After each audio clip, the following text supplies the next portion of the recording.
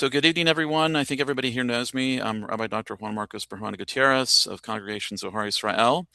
And we're very pleased to start off our learning series in 2026 with Dr. David Sclar. He's the first, the best, right? The best starts the new year.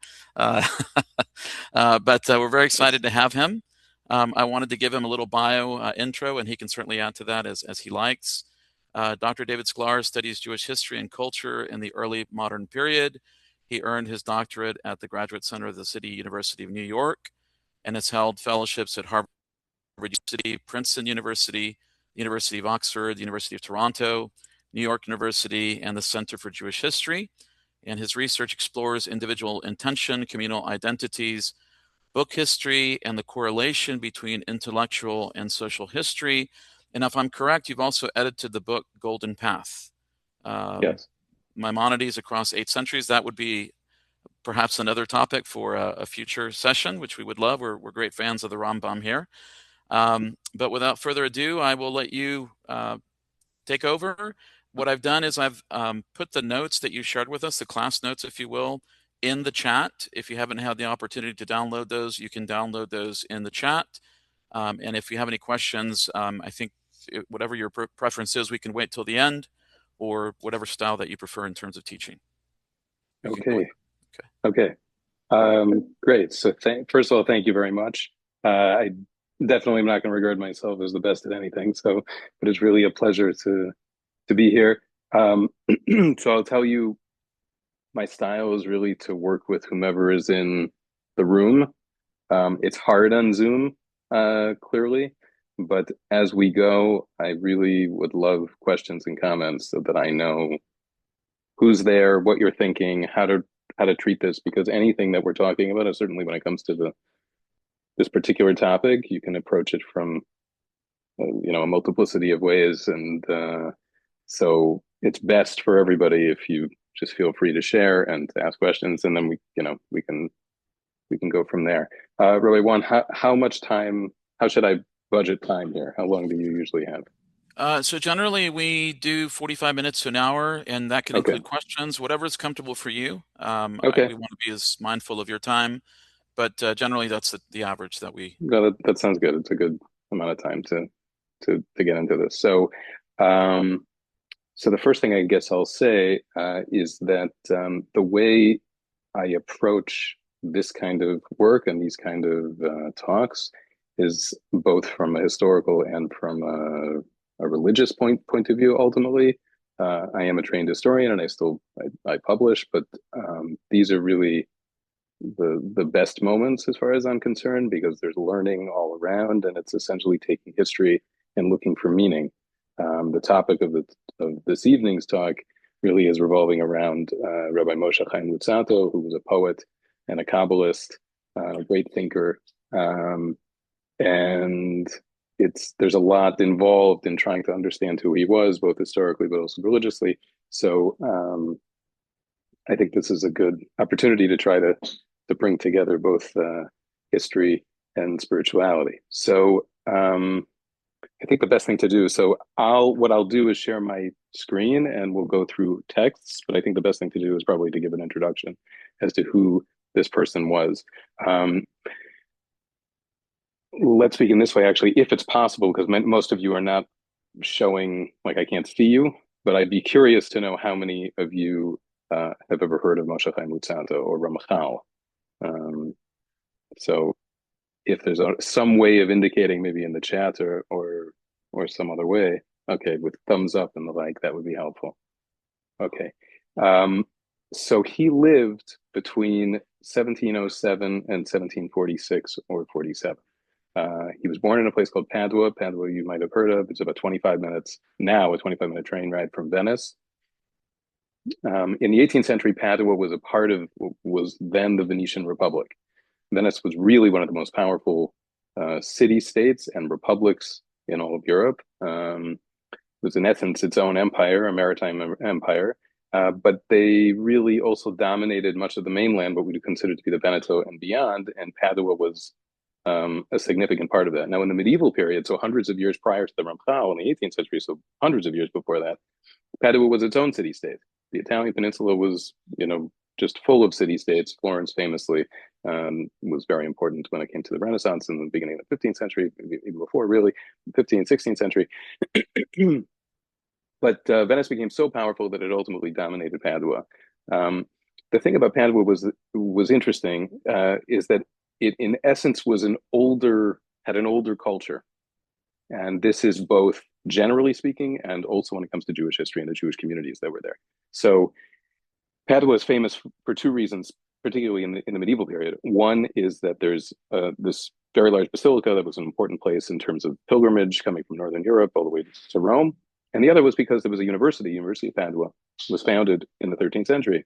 This was the first university in Europe to admit Jews. It was primarily to study medicine, really to study, legally speaking, it was supposed to be Jews are going to study medicine in order to treat other Jews. That's, of course, not exactly how things went, but it was really important, a place culturally, politically, and economically, and Jews were living in Padua for hundreds of years.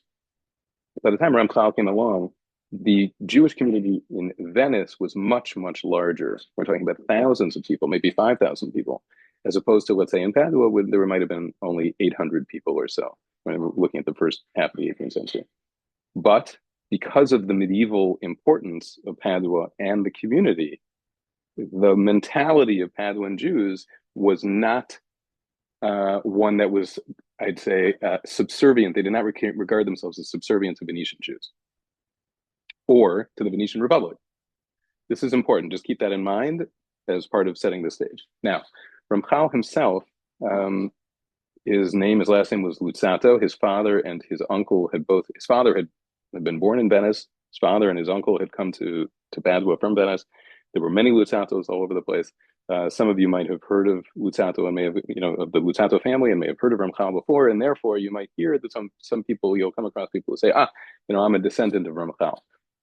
As you'll see by the end of this story, no one is a direct descendant of Ramchal because ultimately he only had one child, one son, and his son passed away with him at the end in the 1740s. But his son was young, a child. But the Luzzatto family, as a sort of clan, was very important. And Ramchal's father, when he came to Padua, he was a merchant, as was his uncle, and they became very important in the Padua community.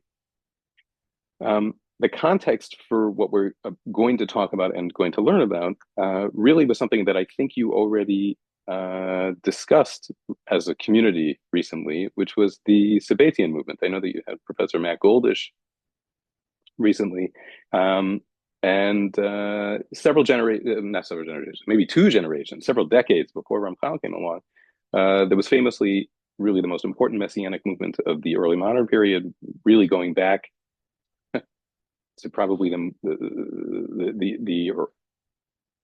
I guess the two most important messianic movements in Jewish history were likely to be when Jesus was regarded to be the Messiah, and then following that Bar Kokhba. But Shabtai Tzvi was himself proclaimed Messiah by Jews all over the world, from Poland to Amsterdam to Yemen, and it became a hugely important movement. Now, the movement itself, the actual messianic movement that was sort of revolving around in this great enthusiasm about Shabtai Tzvi, really only lasted between 1665 and 1666. Famously, what happened, though, in 1666 is that Shabtai Tzvi had been arrested by Ottoman authorities, and he was in essence asked to perform a miracle, which he said he couldn't, and he was then in essence offered the opportunity to either die or to convert to Islam. He chose to convert to Islam, and it was a mystical messianic movement. A lot of historians who have dealt with this, and there are still historians who are working on this regularly. It's really an amazing period of Jewish history, one that was tragic, but also one that is fascinating, and one that is, for us, hundreds of years later, something to really study and to learn from. The reason that he converted to Islam, it was not that, he's an imposter. This was not what the assumption from within the movement. In fact, you had those who were the, let's say, the intellectual leaders of the movement who claimed, actually, this is a mystical movement, and Shabtai is converting to Islam to, quote unquote, uplift divine sparks that had descended beyond whatever level they were supposed to be. And only he is supposed to convert to Islam, and he will convert to Islam, he will uplift these sparks, and he still remains the Messiah. It gets complicated.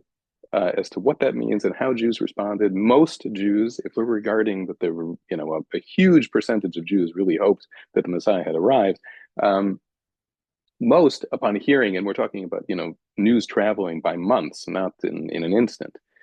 So most, by the time they heard that Shabtai had converted, everything goes, quote unquote, back to normal. However, there were many who actually continued to believe in Shabtai Tzvi as the Messiah, including after his death in 1676. This persisted for many decades, and you'd have occasionally people who would pop up where they were supposed to be sort of the reinvigorating this movement. Now, the situation where you're talking about a mystical messianic movement means that there's an inner element to this. It's not just, oh, we're praying for, and just is I use that loosely. It's not that we're praying only for a return to the land of Israel, to establishing our own sovereignty, to building a temple, to serving God in such a way. Instead, or not instead, along with that, there is an inner element to this, an inner life, which all of us experience in one way or another. We all have inner lives, and somehow we are, when it comes to mysticism, we are performing, whatever action we're performing has some great divine relevance beyond just our own, everyday experience. What that meant was that for those who continued to believe that Shabtai Tzvi was the Messiah, it meant that everything could be viewed beyond, let's say, what we might ordinarily assume it means. And that meant, on a mystical level, something that we perform, let's say it could be related to prayer, could be related to some mitzvot.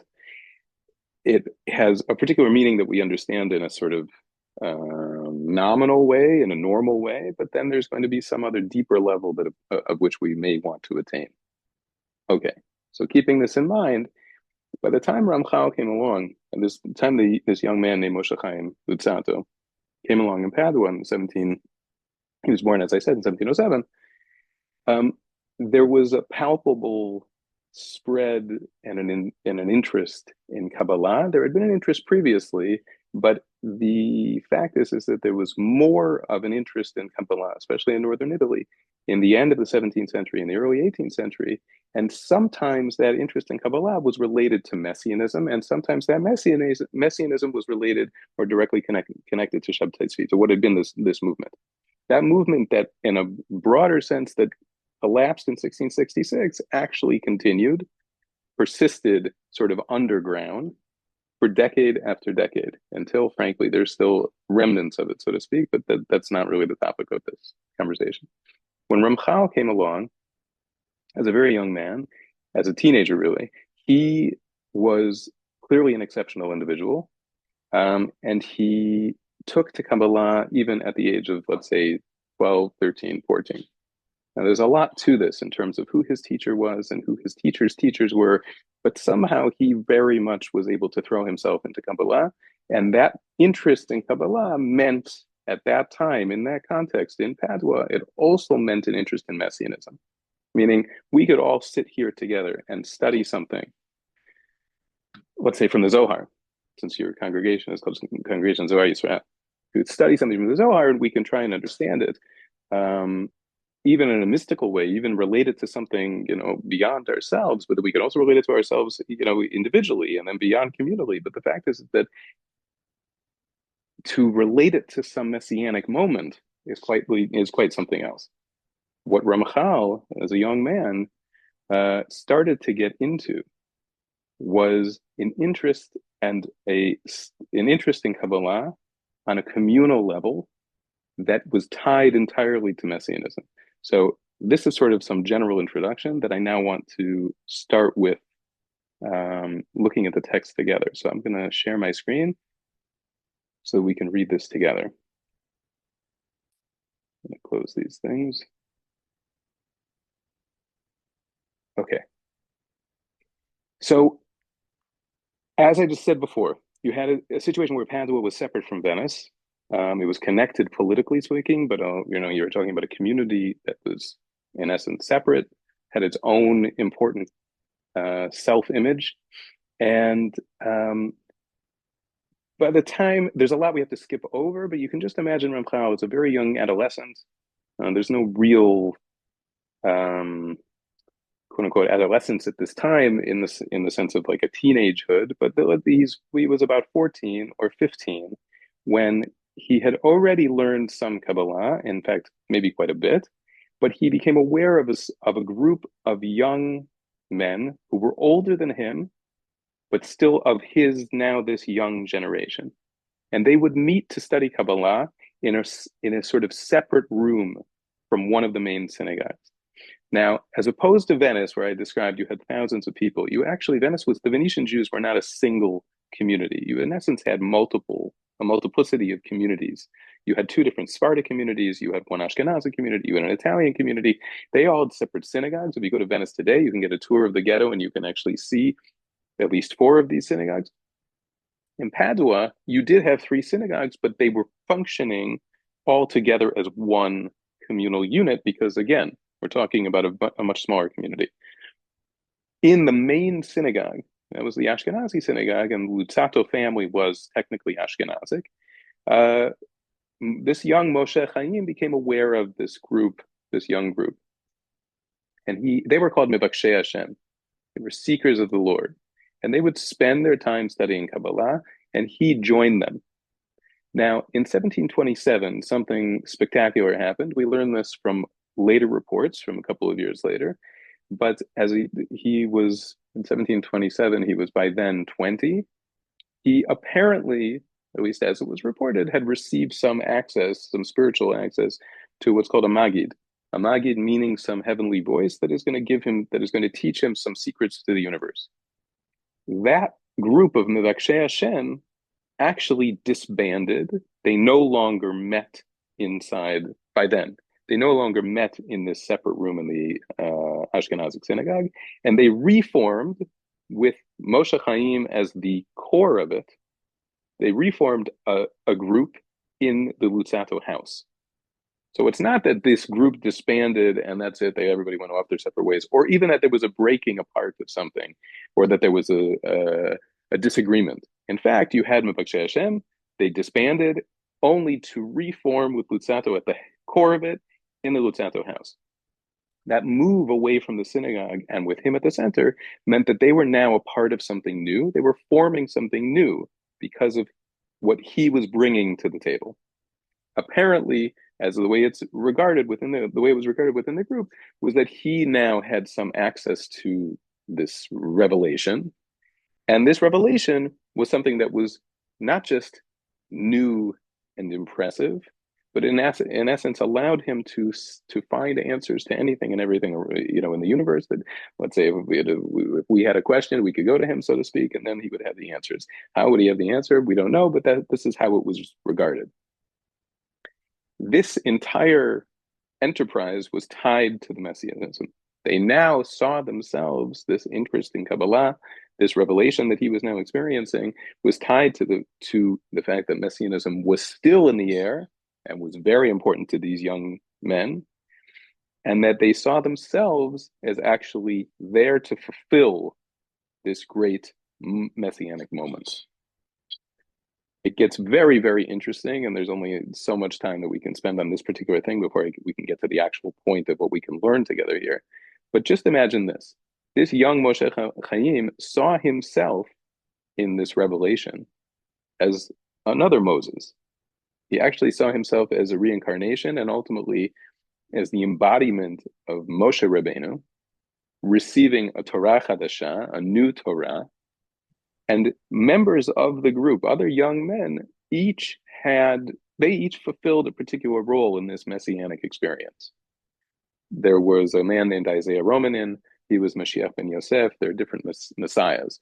There was Moshe David Valley. He was the Mashiach ben David. There was the one who was going to lead the particular group, the army, so to speak. You had all these different groups, different individuals who had they were fulfilling cosmic roles. Now, how does this, what did this ultimately look like? They fulfilled roles, and the question was, what were they attempting to accomplish? When we say messianism, it's important for us, and this will be important for what we're ultimately going to learn here, is they had one particular thing that they thought that they were meant to accomplish. And the accomplishment, this messianism, was one of unity. And unity is crucial in all of this. Now, we could all speak of that in terms of communally. You want to have a unification and a communal feeling that is we are unified as one people. They took this concept of oneness extremely seriously. So let's start this way with the first text.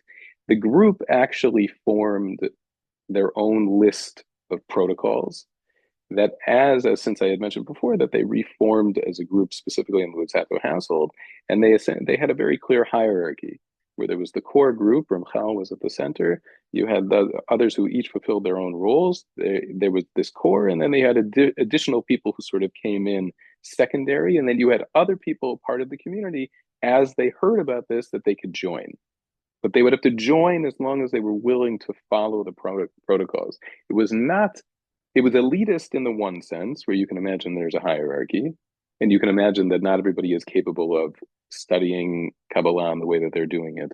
They're not able to devote themselves as much, in terms of time or in terms of mental effort.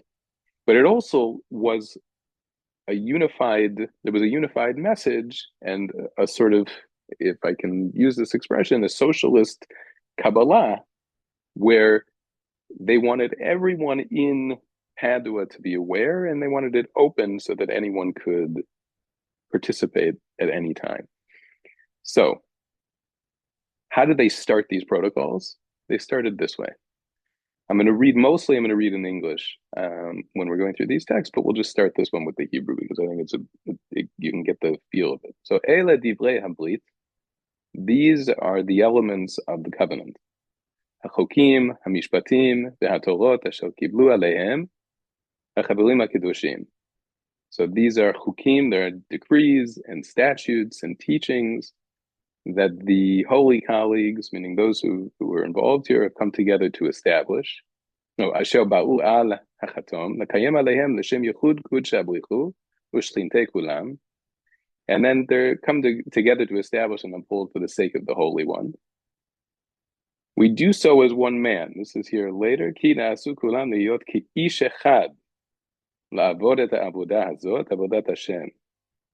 do so as one man to perform this work, the service of God. This point about Ke'ish Echad is crucial. There is an insistence on unity and a unification. And they mean this literally in a spiritual sense. They are all individuals, but how are they going to actually function? They have to function together as if with one soul, one mentality. And this is the only way to truly bring about God's world in this, bring about God's world in this Messianic era. Now, the whole story gets more interesting and more complicated because ultimately, I had mentioned before, Shabtai Tzvi from 60 years before this, where the movement ended in one sense, but then it also continued in a subterranean sort of way, in a very quiet way. And periodically, there would be people that would come up, and there would be controversies over this, basically saying, as one example of a famous, some of you might have heard of Nehemiah Chayon, he argued, okay, he's trying to publish something that is clearly Sabbatian, meaning that he's trying to publish something that indicates that Shabtai Tzvi was the Messiah, but how could he be the Messiah? He had died, he had converted and died. But there was still this belief.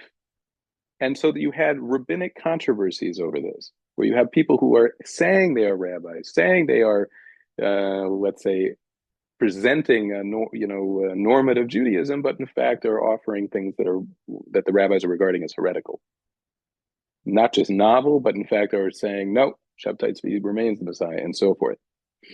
Now, as far as Ramchal was concerned, and his group, they were not Sabbatianists. They just were Messianic. And as to them, as young men, so the Shabtai Tzvi had said that he was the Messiah, and people believed that, but that was then, not now. And maybe it was something that led to a period where now we're born all together in this particular place, and maybe it truly is the Messianic era. And we're going forward to present this in one unified way.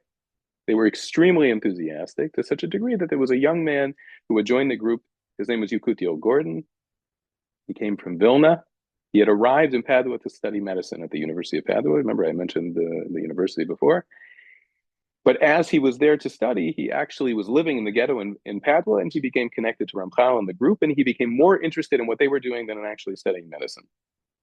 And at some point, he sent letters, one to a rabbi back home in Vilna, and another one to a rabbi in Vienna, saying, the most amazing thing has happened. You've got to meet this young man, Moshe Hayim Luzzatto, and he will answer all of your questions, and this is it. And he is a reincarnation of Moshe Rabbeinu, and he's a reincarnation of Rabbi Akiva, and he has a Maggid who's revealing all of these secrets and so forth. Now, if you're a rabbi of an elder generation and you get a letter like this, you automatically are going to be concerned. And even more so, some, as the case of one of them, the rabbi who was in Vienna, was sure, no, not just am I concerned, this is another instance of the subterranean Sabbatian movement, and we have to stop this. He sends copies of letters all over Europe, but specifically to one man who was in Hamburg at the time. His name was Moshe Hajiz. And Moshe Hajiz he made it his life mission, as a famous historian named Eli Sheva Carlebach at Columbia University has put it. He was a heresy hunter. He pursued those who were heretical. And he heard about this, and he immediately wrote to Venice, to the rabbis in Venice, and said, you have to stop this group, specifically this young man, Moshe Chaim Luzzatto in Padua. You must stop him because he's clearly a Sabbatianist, and here we have heresy again, and we have to stop it. This controversy lasted, that began in 1729, it lasted until about 1730, when Luzzatto had to sort of pull back. There's a lot involved here in terms of how the controversy was shaped, who was involved, who lined up on what side of, on the different sides. Because in Padua, Ramchal, the young Ramchal, and the other groups, the other members of this group, were in fact the actual rabbis of Padua. They were the up and coming rabbinic generation. So in Padua, they were not regarded. There was no concern about them. And as I mentioned before, that they had their own self-identity. So they didn't need to hear from any rabbis in Venice. They had no interest in hearing from them. Allow us to do what we're doing, and especially because they actually believed in what they were doing. But of course, you can also understand where the rabbis are coming from, especially from far away in Northern Europe or in Eastern Europe, where they're hearing more of this possibility that, oh no, more heresy and what's going to happen to us, and you have to stop them. And this is not, ultimately Rabbinic Judaism is very traditional. Meaning you have to preserve the integrity of Judaism. We may pray for the Messiah and we pray for redemption, but there are real problems that can come along when suddenly people become so enthusiastic and they're sure they have the answers and they're ready to just, boom, that's it, everything is going to be solved. So you had this massive controversy. It continued for a number of years. But following the initial point of that controversy, Ramchal sort of pulled back. He and the group became more focused on the depth of their goals, more focused on what they're going to do in Padua. Okay, so initially when Yekutiel Gordon sent his letters, that probably was like their hope that they could get people to sign on, and they're going to get all this enthusiastic response. It didn't work, so instead, we'll focus inward. One of the works that Ramchal wrote in this time, probably around 1733, is something called Da Tuvunot. It's translated sometimes. It's been published. It's translated sometimes as the Knowing Heart. He wrote it. It was not published during his lifetime. He wrote it probably for people who were joining his group, not the original core, and not even necessarily the second tier group members, but people who were interested in what they were doing, people from Padua or people who were coming to Padua who were interested in what they were doing. And Ramchal wrote it as like as an initiation for them. It was a dialogue between an intellect and a soul. The seichel is the intellect, and it has all the answers, all these answers to great spiritual questions. And the soul is the neshama. That's me coming. I have questions, and these questions mainly relate to purpose, spirituality, to messianism, to redemption, to revelation, and so forth. And so the whole book is Ramchal sort of laying it out. This is what it looks like. This is what we're looking at. This is what we're going for. And a lot of it is about the nature of evil, and about the what we can know about God. Now, as a side note, for those of you who are interested in the Rambam, which it sounds like Rabbi One, according to Rabbi One, that maybe many of you are, Maimonides came up with a concept of a sort of negative theology. You can't know anything about God. So negative theology is simply you can't know anything about God, and therefore you can't say anything about God. But you can say that God is not this or God is not that. So it's not, there's no way to say that God is wise, quote unquote. One of the things that the Rambam did was to say that one of the things you can latch onto at least is that God is perfectly simple in the sense of oneness. There's no complexity because God is totally whole and complete and perfect. Now, this is hundreds of years later, but Ramchal does something similar, but in a mystical way. In this presentation to these, those who he's trying to initiate, he argues for an idea that there is a way to, there's going to be a revelation of God's oneness. What is the messianism? The messianism is not and I don't, I use this very loosely, but messianism is not the superficial elements of, okay, we'll return and we'll have autonomy and we'll have a temple and so forth. Instead, it is understanding that there is going to be the depth of experiencing God. God will reveal God's self in a total way, and that will be what life is. How does he do that? What does that look like? So I'll only read the English here, but if you're interested, you can see the Hebrew here. So in the midst of this whole story about evil and revelation, the intellect says to the soul, remember, the intellect is the one that is going to, that answers the questions, that has the answers. It says, what is clear from all of this is the utter oneness of the Blessed One. Notice that all other attributes of his perfection are not at all clear to us, but we lack the ability to grasp them. So in this case, Ramchal will say there are attributes that you can ascribe to God. We just can't understand them. For example, we know that he's wise, but we cannot perceive the depth of his wisdom. We know that he knows, yet we cannot achieve a level akin to his knowledge. However, his oneness, on the contrary, can be revealed and evident to us with total clarity. So just imagine what this means. He's in essence talking about experience.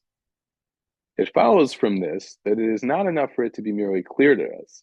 Rather, we are obliged to restore this knowledge to our hearts, to resound it in our being without an iota of hesitation. In other words, it would be that I not just conceive that there is a creator of the universe, and okay, there's if we were to study, for those who study science and see spirituality in the fact that there's mathematics everywhere that you look in the universe. In this case, Ramchal seems to say you're going to recognize that there is oneness, God's oneness, meaning everything comes from God. God is everywhere, so to speak. But in fact, we have to totally feel it and become one with that experience, with that knowledge. This is what Moses, our teacher, commands us as per the Almighty, and you shall know today. This is actually a pasuk that we find in the Aleinu prayer. Shall know today, v'yadata hayom v'yashivota ela b'vecha ki Hashem hu Elokim. You'll know and restore it in your heart that the Lord is God in the heavens above, and on the earth below there's nothing else. Now he continues with something really interesting here, which is, okay, God's oneness is what this is all about. You can think about what this means psychologically to him. He's trying to fulfill his own messianic mission, being that he sees himself as a reincarnation of Moses. But there's the issue of good and evil. There's evil that exists in this world. So what happens exactly if somebody doesn't choose this oneness? What happens if we as a people simply aren't choosing to do the thing that we're supposed to do? Is there still going to be redemption? And he argues, yes, there will be redemption no matter what, whether you want it to be or not. So he has continue here where the intellect says to the soul, but the fact of the matter is that God's oneness is the primary element to be revealed. So the question is, what is revelation and what is redemption? They're one and the same thing. This messianism that he's talking about and the ultimate redemption that we always pray for is actually simply, quote unquote, the revelation of God. We see the assurances of the prophets that the Holy One, blessed be He, will redeem Israel in any event, even if unmerited.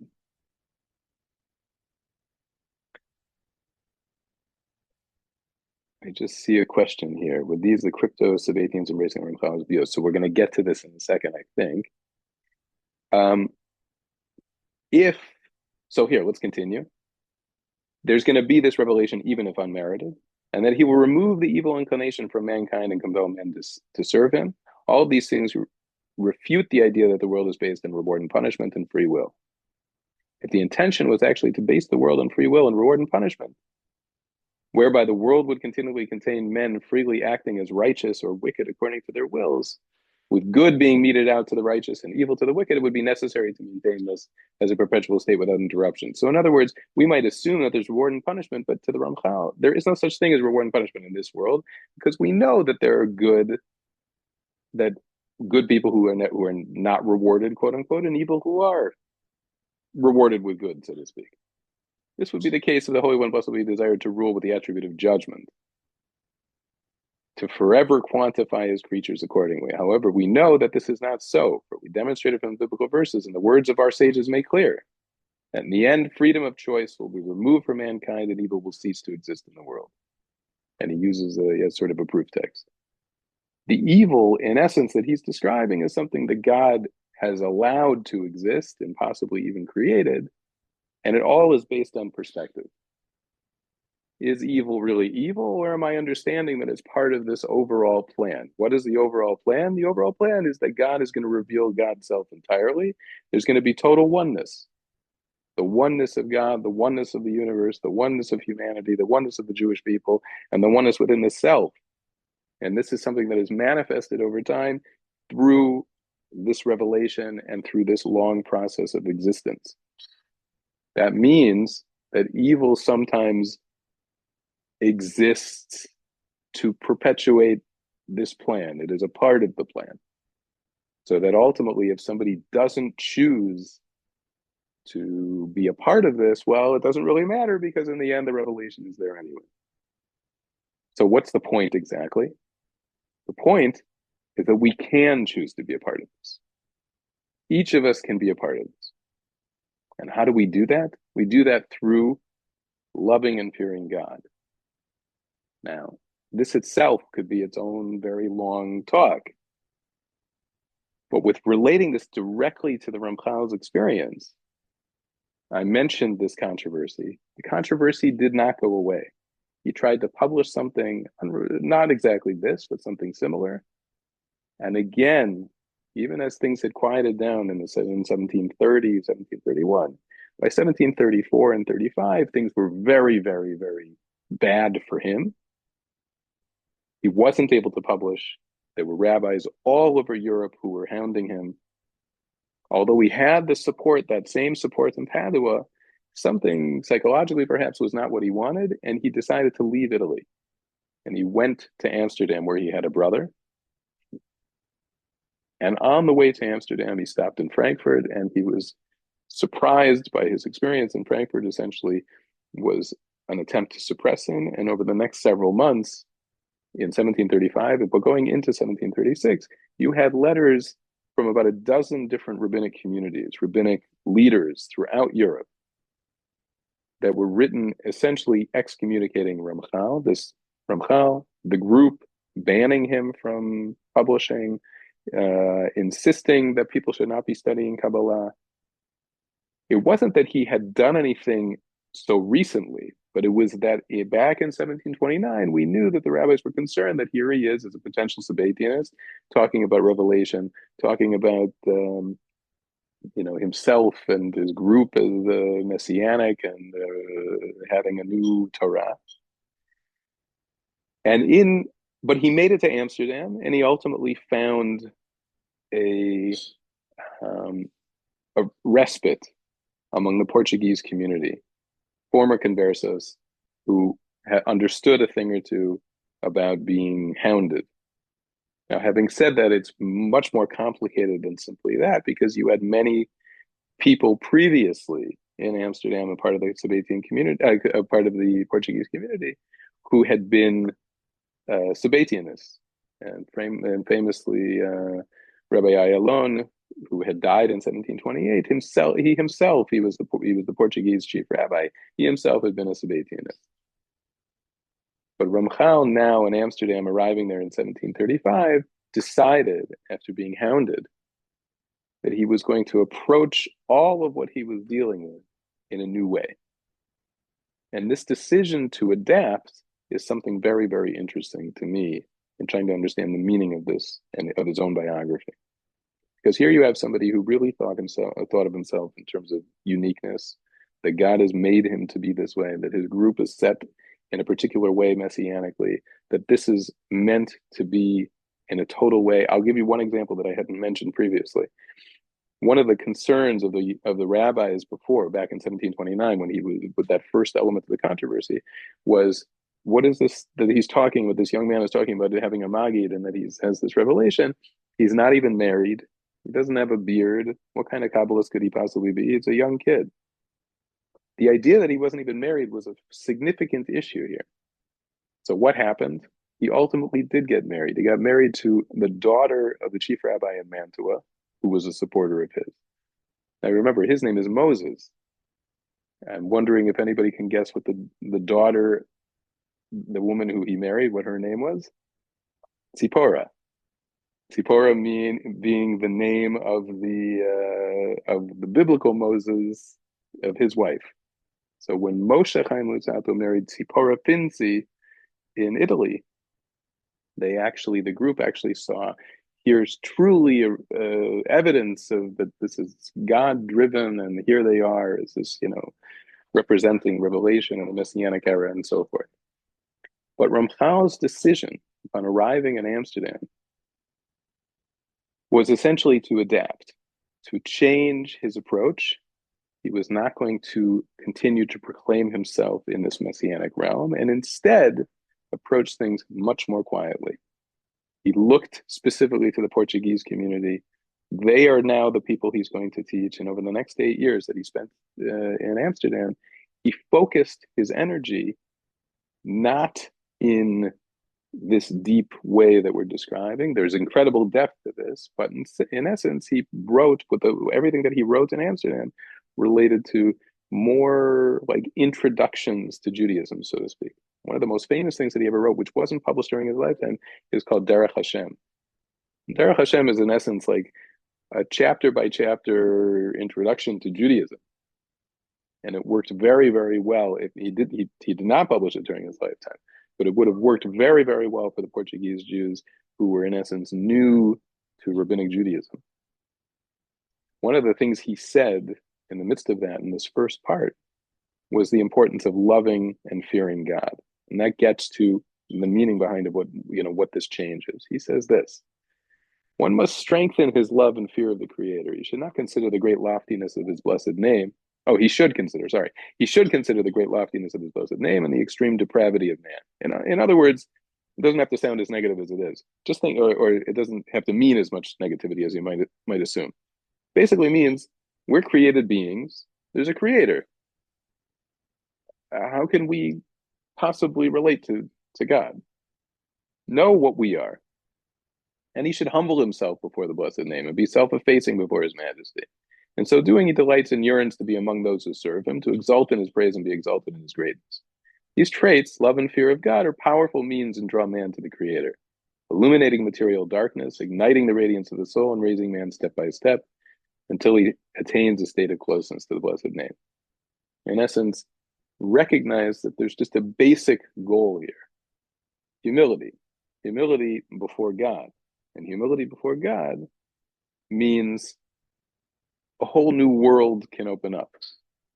And this is a deliberate move on Ramchal's part to say, okay, it doesn't mean he abandons the messianism that he was seeking to accomplish previously.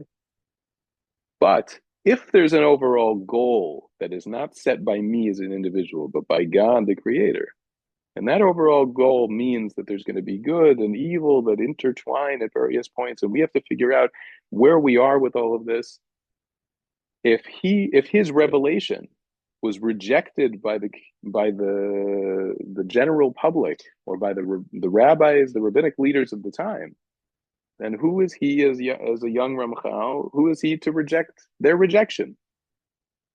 It's part of God's plan. So how do I figure out what God's plan is? I have to start by being humble.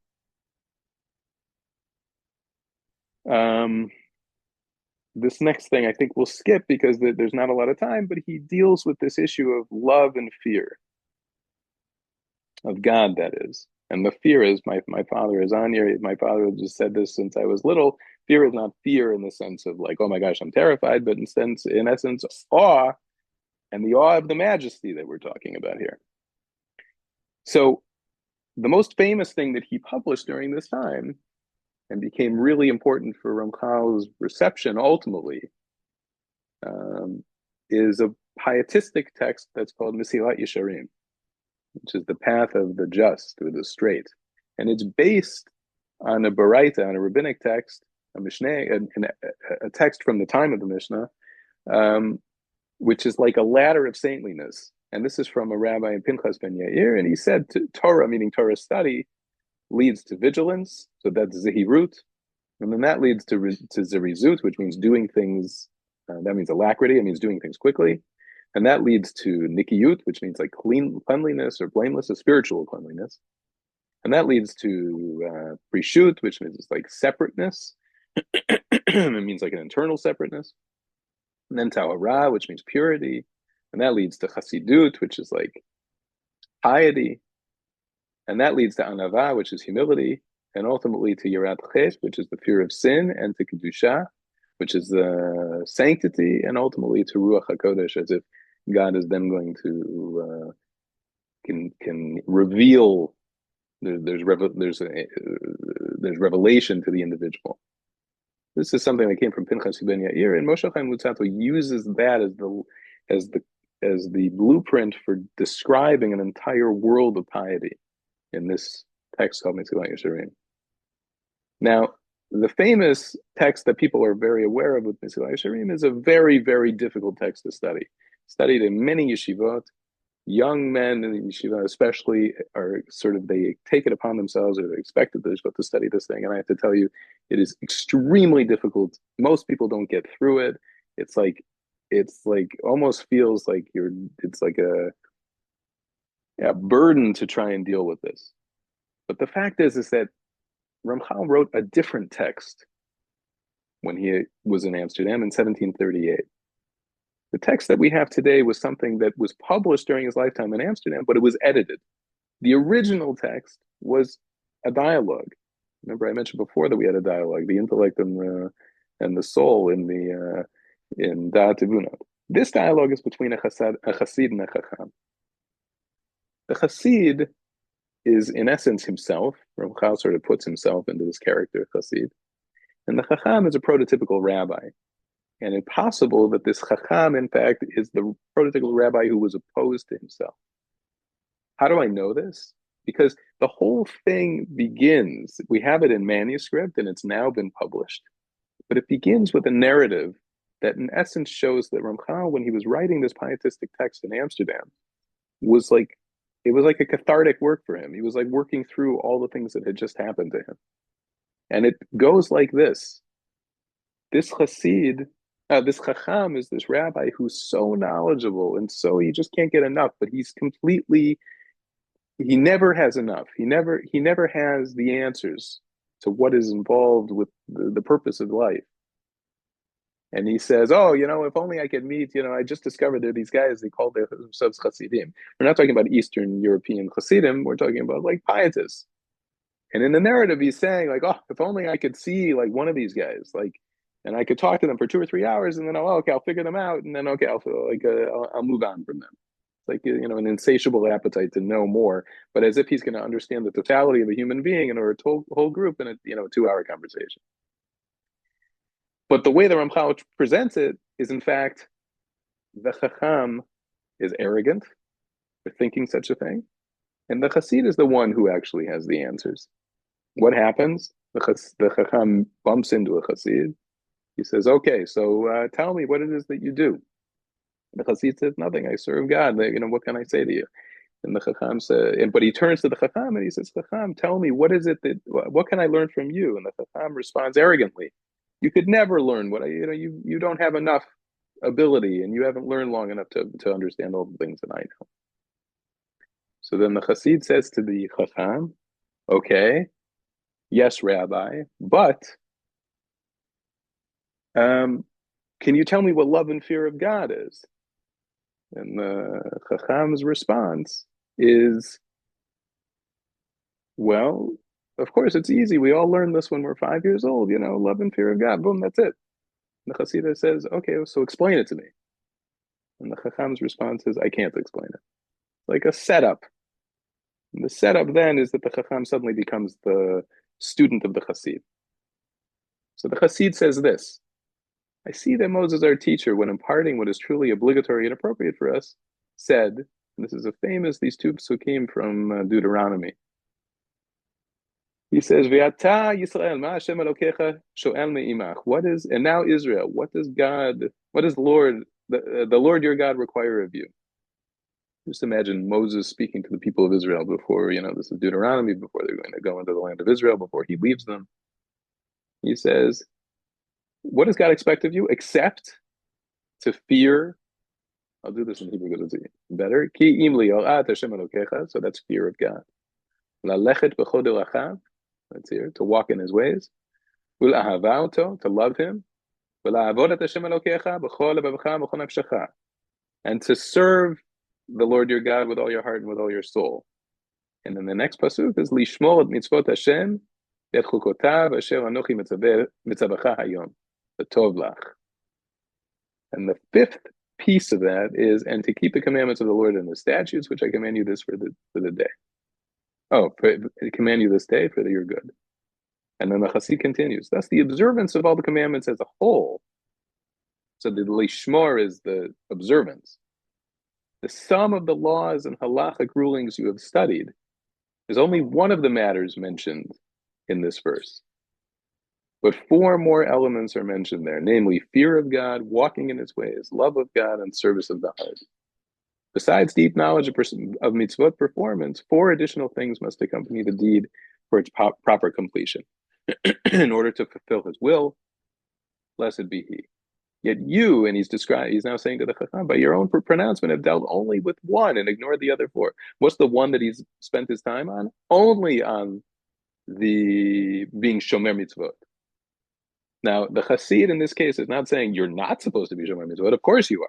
But you have to do it with all of this feeling and this knowledge and this ability and the emphasis of who you are and all that is. It's not just doing by rote, so to speak. And this appearance here was a deliberate move on Ramchal's part. Now, ultimately, this text was edited out of the famous Mesilat Yesharim because it was clear that what Ramchal was doing was still going after the rabbinic leadership that had gone after him. And he had made friends among the Portuguese rabbinate. And two of them in particular must have said to him, well, it's quiet in Amsterdam. Don't do this. We'll edit it for you and we'll publish this not as a dialogue and not with any of the controversial element, and we'll have it out like this. But the fact is that this dialogue is the one that should be studied because it gives the context and explains exactly what is involved in this whole pietistic lifestyle. Now, how does this relate all together, and especially just to finish because it's so late?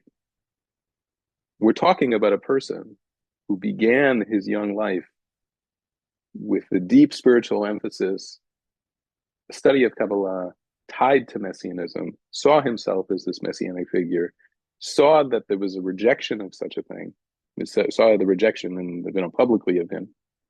He adapted to continue as he saw to serve God. It meant that when he was in Amsterdam, he had to shift in a particular way. And it actually reflected his whole viewpoint, his whole worldview. And this is something that you can see in the very end of Mesilat Yesharim, in the final chapter, at the very end of it, when he's really saying that this whole world that God has created, in order for it to come together, for the oneness to be revealed, it's for all of us to recognize that we are all a part of this. We can all feel it. We can all do this together. In fact, we must. So he concludes this way. It is clear that everyone needs direction and instruction in accordance with his craft or trade. The pietism, now his whole book is on pietism, meaning how do we serve God, um, whole, as a whole human being. The pietism of one occupied in the Torah is not the same pietism of one needing to hire himself out to work for others. And neither of these is akin to the pietism appropriate for one who engages in business.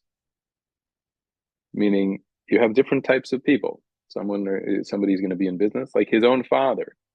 Ramchal's father was a businessman. That's how he was not of a rabbinic family. Or if somebody is a tradesman, or somebody is a laborer. And neither of these is akin to the pietism appropriate for one who engages in business. And so it is with all other worldly affairs in which man toils. Each individual has his own particular paths of piety. Meaning we all have paths, and we're not supposed to look or sound just like one thing. We all have a particular path. This is not because piety itself changes, for it is certainly the same for all men, to do that which is pleasing to his creator. However, as specifics of individuals and circumstances vary, it is impossible that the means through which a person reaches the ultimate goal do not also vary according to the individual's situation. Just as it is impossible for one who ceaselessly studies Torah to be perfectly pious, so too is piety attainable to someone who toils in menial labor out of necessity. As it is written, and he uses two verses here from Proverbs. The Lord has made everything for his own purpose. That is, God created the world. God created the world in such a way. We are not the ones who impose ourselves on the world, but it's the opposite. And in all of your ways, know him, and he will direct your path. Know who you are, know what God has created, and you will be able to fulfill what you are expected to accomplish. And what's amazing about this whole story of this one individual, that he was a person who adapted, continuously adapted. The story gets even more interesting because ultimately, after 8 years in Amsterdam, having reached the apex of a life, so to speak, in Amsterdam, he had successfully, transplanted to Amsterdam and was living now among Portuguese Jews, was well regarded there. He decided to close up shop. That was it. He was done. He made his way to the land of Israel, to Akko. He was there for 3 years. It's fascinating as to why he chose Akko. You had a mystical yeshiva in Jerusalem. You had a new reconstituted Jewish community in Tiberias that he had connections to, but he decided not to go there. He decided not to go back to Italy because he was still on his own path. And tragically, he died young because it was a plague, and his wife and his son also died. But the message, of course, was the significance of continuously learning and learning from your own experience, and continuously seeking to serve God. Now, I've spoken all this time, and I haven't stopped to ask other questions and so forth, but I would be very happy to take any questions because there's a lot of ways to address all the things that we just looked at.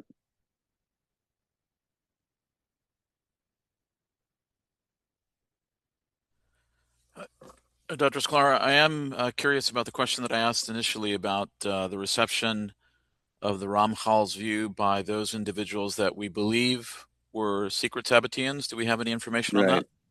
So there's nothing that I know of that as if any Sabbatean interest in Ramchal, because he himself was not a Sabbatian. The interesting thing that he offered in this was that he, first of all, he was connected to his teacher's teacher, what had been probably continued until the day, until he died, Binyamin Cohen in Reggio Emilia. probably continued to believe in Shabtai Tzvi even after, long after Shabtai had died. So Ramchal was connected to him, but he connected to the piety and to the study of Kabbalah. And Ramchal seems to have offered the possibility that Shabtai may have been a Mashiach ben Yosef, like that he was part of the messianic moment, but that the Mashiach, one mythical element of that is the Mashiach ben Yosef is supposed to die, so before the actual redemption. But Ramchal himself never wrote anything Sabbatean because he simply wasn't. So I don't know of any particular interest in him coming from any of the crypto Sabbatianists. Um, I do wonder if there was the fact that he was accepted in Amsterdam. I do wonder if there was some appreciation, like I alluded to before, for the fact that he was being, he was controversial and things were difficult among the general in rabbinic classes, let's say. And if the fact that the history of Portuguese Jews and that Portuguese community was specifically in Amsterdam, if there was some connection there as to, but I don't know that I can answer that one entirely. I see a question here. It says, do we see any scholars influence Ramchal's view from outside of Judaism who see the Rambam with Aristotle? That is a good question.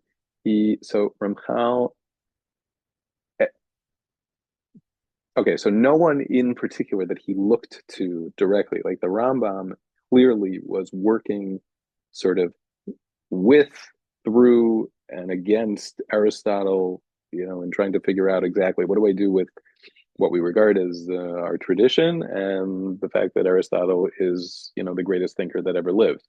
So with Ramchal, everything he was, though, being in Padua, and what his education was and what the culture was tied to larger cultural influences. So just being in the university setting, he did study at the university, so he studied medicine. He would have known what was taking place there and what was happening in the sciences. He frequently refers to scientific either inventions like magnets, or other philosophical concepts, language, certain things that are coming up, rhetoric, the importance of rhetoric. He uses it all to serve, and poetry, uses it all to sort of serve his very focused view of that life is about recognizing God's oneness. So he seemed at a very young age to have the answer as far as he was concerned. And as much as he became aware of what was out there, so to speak, he was not enamored with it in any particular way. He just sort of used it to serve, his ends. Anyone else?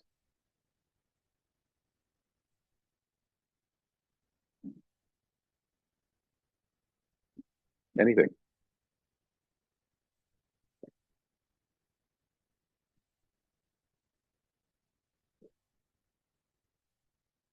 I see that somebody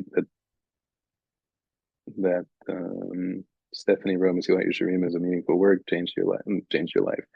I totally see that and get that, and I highly recommend looking at the dialogue version, which has been translated into English.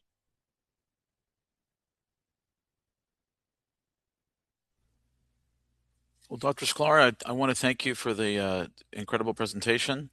I'm also a big fan of Mesilat Yesharim, and I would agree with Stephanie. It's probably one of the most, I think, important works that is often underestimated, I would say, certainly in my experience. But there's a question someone asked Yeah, any of I his see. writings. So this is something interesting. Okay, so Stephanie wrote any of his writings acquainted with medicine. Okay, so this is the thing that is very frustrating about Ramchal.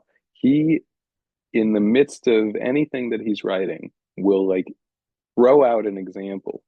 Let's say, and it's been a while since I've looked at anything like this, so I can't recall automatically, but I know that I mentioned before magnets as an example. He'll throw it out as like, look, this is proof of some spiritual concept, relating to what he's dealing with. And he may refer to he does refer to certain things in terms of medicine, but he never diverges. Like he won't go into it to really explore it, and he's not interested in impressing anybody that he knows this particular thing about this just for its own sake. He was an excellent writer in the sense of staying on on track. Um, that's actually what's interesting about the first book that I mentioned, which was Dao Tibunot. It was not published during his life, and you can tell that he just sort of wrote it for the group because he seems to never have edited it. It's a really rambling kind of thing that's very, very different than everything else that he wrote. Um, so when it comes to medicine, as an example, or any of the science, it's the kind of thing that I wish that he. It happens all the time. I wish that he would have just spent even just a little bit more time to get a sense of what he was really, what he knew, what he was going for, what he was saying. But he certainly didn't write anything specifically about medicine or science or the like. Um, and he only just occasionally will allude to them, topics like that, I should say. Yes, he definitely had interesting insight, no doubt.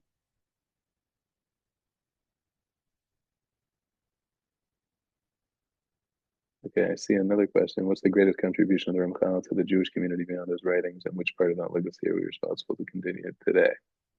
That's an interesting question. I can't. Hmm, how would I put this? Okay, so let's start this way. So the famous Hebrew poet Chaim Nachman Bialik, he wrote a poem, not particularly long, um, called Habachur Padua, the youngster, the lad from Padua, and he starts the whole thing by saying, "Here we have this man who was the founder or the father of modern Hebrew literature. There's an influence on the Enlightenment. So think Moses Mendelssohn. He was an influence on Eastern European Hasidism, um, and also on the Musar movement coming out of Lithuania. How could one person be such, an influence to such groups? When these groups had nothing, they were totally diametrically opposed to each other in their development in the 19th century. And it is amazing that such a person did. And the fact is when historians usually view Ramchal, and just like they review these groups, they view them as these separate entities. Or Ramchal, one of the first thing that I ever wrote about Ramchal, in fact, was that there was a clear distinction between Ramchal and this man Moshe Chaim Luzzatto. Once Luzzatto published Mesilat Yesharim in Amsterdam in 1740, he lived another few years, he died, and that was it. That was the end of Luzzatto, so to speak. But Mesilat Yesharim somehow lasted, meaning they had been published. 23 years later, somebody saw it, decided to publish a second edition, and that created the beginning of a Ramchal. And decades later, you then had this development of Ramchal. Who is he as this great Musar thinker? But it had nothing to do with who he was as a person, because what his life had been. If you ask anybody in some Lithuanian, yeshiva today, people who study Mesilat Yesharim or Mesilos Yesharim, they have no idea, not have a clue that he was regarded. Forget about it, the complexity of it, and where he lived and what was involved historically. That he was outright put in cherem, that he was excommunicated. I mean, this is just an astonishing story as to who this person was, going from heretic to hero, so to speak. So the greatest contribution of Ramchal, you could say, well, all these different influences. Okay, that's one thing. From my point of view, his real contribution has yet to be fully realized. And that's the emphasis on unity that I was describing. And the unity is not the kind of unity that we might talk about today. Things are very, very difficult in the world, obviously, today, as if there's ever a time that it isn't difficult. But, now people are saying, oh, we need to stress unity. And it is true. But the unity he was talking about was something that runs very, very deep. It's not saying, okay, we'll all sort of like just compromise. It's not that he wouldn't compromise, but it's that there's a unity and sort of an underlying unification that already exists between us because of this, microwave radiation of the spiritual existence and the soul that is behind it all. And that, to me, might be where his legacy really would be. But we're not there, I would say, at the moment. I don't know when you say when which part of the legacy are we responsible to continue today. I think that element is very important, the unification and the spirituality and the depth. But that's Judaism to me. It's not Ramchal didn't invent it per se. To compare the Ramchal to Rambam is very interesting because the Rambam also speaks of unity, but it just looks and sounds different. And I see another. How did Ramchal himself expect a person to learn his works? So there were the two sort of parts of his life in Padua in the group, and they were in the group, and those protocols that I mentioned that we first started with, they had very specific rules as to what was studied and how and when. In Amsterdam, he was writing for a new sort of like created community. So that was, I think he was shooting for a new rabbinic Judaism among Portuguese Jews, and that's a whole other story in terms of what was it like for Portuguese Jews in Amsterdam? What was the community like? They developed what was called the Eitz Chaim Yeshiva. There's still the Eitz Chaim Library. It still exists. It's a UNESCO, it's recognized as a heritage site. It's an active library. It's an amazing place with a wonderful curator. But the yeshiva was really, they were sort of cultivating a new rabbinic experience and a new rabbinic emphasis. I think Ramchal was writing a bunch of books for that element of the community. But you follow up, especially with Mesilat. Should we understand it as standalone work, or should we look at it as in light of his Kabbalistic works? I think it's best to view it pietistically. Kabbalah is sort of underneath it, but there's no need to use. There's no Kabbalistic language in it. None of it really. That doesn't matter at all. It's really about, and that's how it ended. The whole point of what I mentioned before. You could be a laborer. Like I love to study, but I also love to do things with my hands. So like both are a part of our existence. You're not supposed to just do one and lose everything else, and have somebody else pick up the slack. So you and whatever your job is, that's what you're emphasizing, but you should also be aware of these other things. How does he present it? He presents it as like there's a maybe this is tied to the science, the question about science. There is an amazing world, a physical world that was created also, not just the spirituality that we're supposed to feel, and therefore how do we put it all together? So I think if you study Mesilat Yesharim as study the dialogue, it gives enough of the context, especially the narrative that begins the whole thing, that you can get the sense of, okay, this is what I'm supposed to do. I view it as there's depth to what I'm doing here. It's not just observance, and I don't mean to say that there's no denigration of observance whatsoever. It just means that when you observe, you do it with intention, and you do it with thought, and you do it with love, and you do it with awe, with recognition, and so forth. So I think it can be studied by itself, not connected to anything else. But if you know something about his life, then it makes a lot of sense. And the narrative, that dialogue version is the one that is useful. The other one is extremely, extremely difficult to work with.